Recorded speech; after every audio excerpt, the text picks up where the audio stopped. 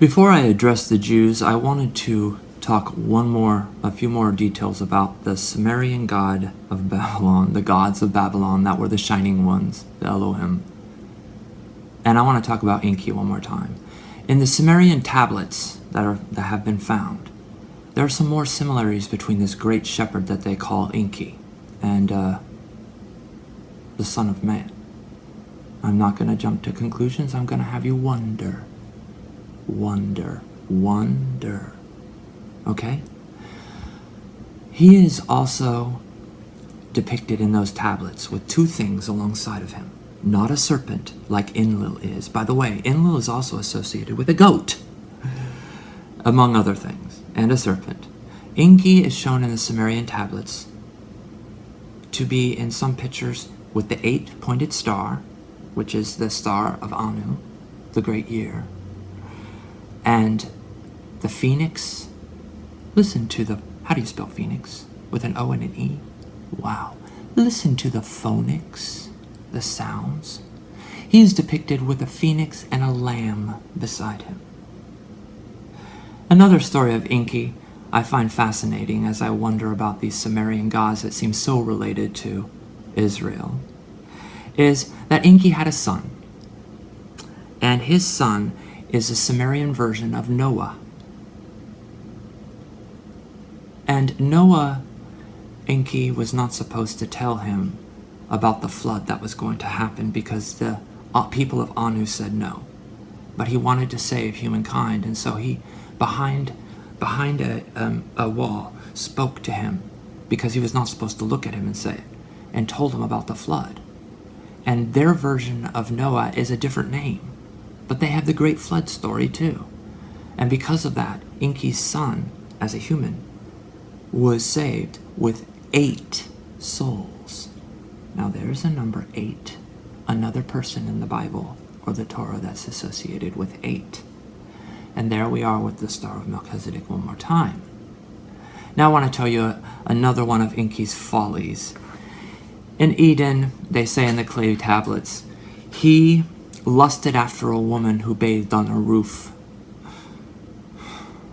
And it says he went to her and conceived a child with her and had sent her husband away. And when the husband returned, they said, one is like a human, a shining one, and they were confused. And nobody could identify the father. But I think that, if I'm mistaken, I think that one was the one that their version of Noah is. I'm not quite sure. But I see a very great shepherd theme there. And I'm sure that the people of Anu would not have liked him mixing with the seeds of that which they had made, of that matter. So, if you ever get some time, you might want to wonder about those things as well, about those Sumerian gods and how much they are related to the Torah. For they speak of Eden as well, and the Tower of Babylon, where all the languages are confused. Now, I'll tell you one thing. Babylon was building a tower to God. I suppose that which sat on the top of the tower would be the closest to God. Are we building a tower to God? Are you trying to sit on top of a tower on these many stories that lie upon each other? I want you to think about level. Think about the level. There are 2 L's, E-L, we'll just say L, like the lowercase l, and Eve in the middle.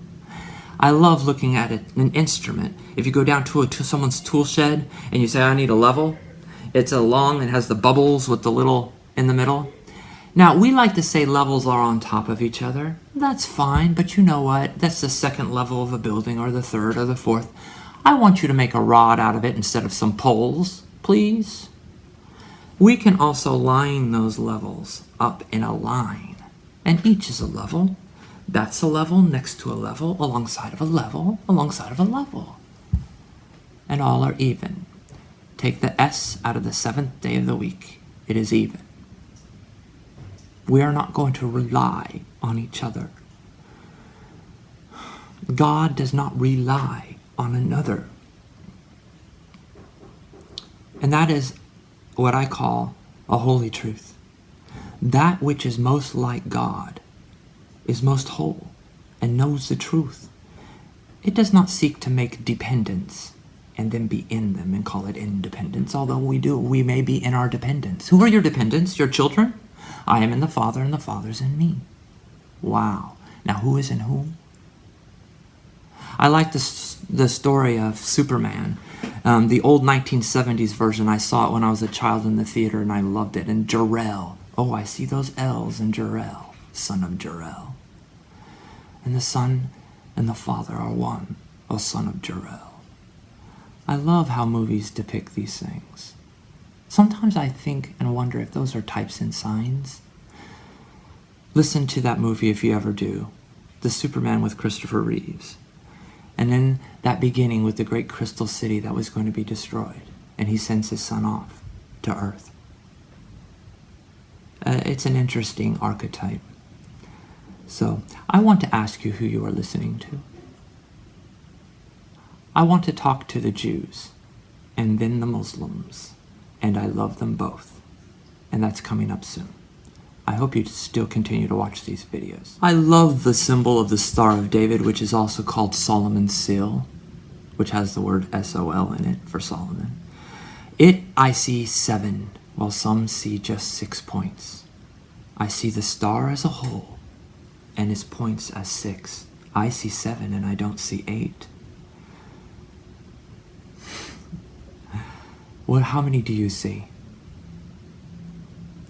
In that, I imagine, it is like King David uniting all of the tribes of Israel. For he wants them all to be one. Not so divided. Because a house divided cannot stand for long and won't stand at all. Because we don't divide it like that into thirds. I'm just letting you know. He is the great stake representative of you. He is the beloved King, and you say King of Kings, Son of Sons, Soul of Souls. His representation is in the middle, in the tent. You call that the Sabbath, the 7th millennial day, where all know that it is one, and they are in the same soul. And that soul is all around the tent as well. For a whole without a W, a whole, cannot be a whole without the whole. So I see 7. And each stake, he would say, that is not less than me. For all of us touch inside the top of the tent. So why would him, as the king, be any higher? For I touch the top of the ceiling as well as you do. I am not really higher than you. And I believe that's the message of David. And I hear that in the soul of David that they called Jesus Christ. Do you? In the story of Israel, Joseph, and we talked about Joseph's soul of Joseph, Messiah ben Joseph, but Joseph of old with his brothers, he was sold into slavery. They were jealous of his colors. Maybe they thought they were more white and right. But he didn't wear a white coat. He wore a coat of colors. It is like the great white light goes through a prism, and you see that all the colors are there. So we don't worship the white instead, and nor has it fallen apart in the symbol of the rainbow. Even Noah and the 8 that were saved would know that. So Joseph was sold into Egypt. Instead of being killed, he was cast into a cistern that was empty of water. And they were going to leave him there to die. But then Judah, I am not mocking the Jews. Judah said, let's sell him. And Judah got some money. I always wondered, what did they spend that money on? But that's what a family is for. And sure enough, that family fed the famine. And Joseph helped them through the famine. Now, sometimes I wonder about famine and families. You say we are a heavenly family. And Jesus said, eat, this is my body. Drink, this is my blood. And you use water, Mormons. Wow, I love waters. Matters. But we'll talk about that a little later.